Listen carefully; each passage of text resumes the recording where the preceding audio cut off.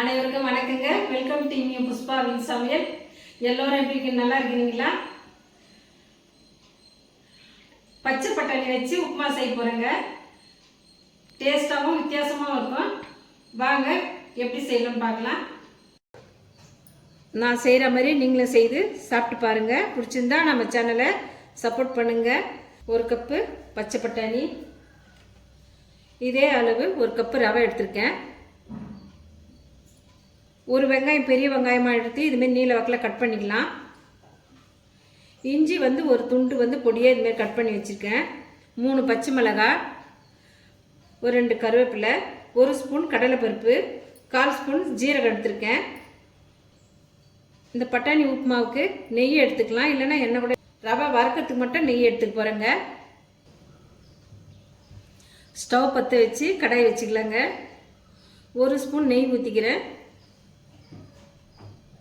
நெய் உருகி சூடாயிடுங்க. இப்போ ரவையை சேர்த்து வறுத்து எடுத்துடலாம். ரவை நேரம் மாறாமல் வறுத்து எடுத்துக்கலாங்க. ரவையை நல்லா வறுபட்டுருது. இதில் ஊற்றின நெய் ஃபுல்லாக ரவையில் சேர்ந்து போச்சுங்க. இப்போ இறக்கிடலாம்.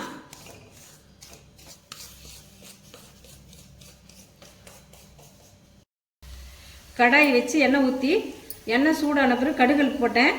கடுகு பிறகு கடலைப்பருப்பு சேர்த்தங்க. வெங்காயம் நீல வாக்கில் கட் பண்ண வெங்காயம், 1 வெங்காயம் ஃபுல்லாகவே இந்த எண்ணெயில் போட்டு நல்லா வதக்கிட்டேன்.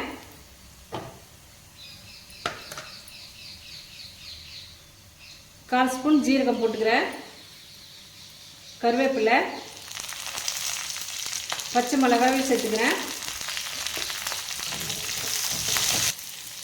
இந்த வெங்காயத்தில் பட்டாணி சேர்த்துக்கலாம்.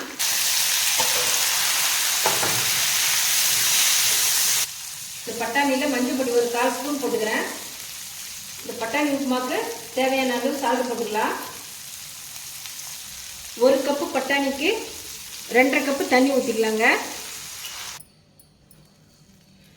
மூடி போட்டு ஒரு 5 நிமிஷம் வேகட்டுங்க. அப்படியே 2.5 கப்பு தண்ணி ஊற்றினேன். 1 கப்பு தண்ணி ஆயிடுதுங்க. பட்டாணி நல்லா வெந்துடுது. பட்டாணி நல்லா வெந்துடுதுங்க.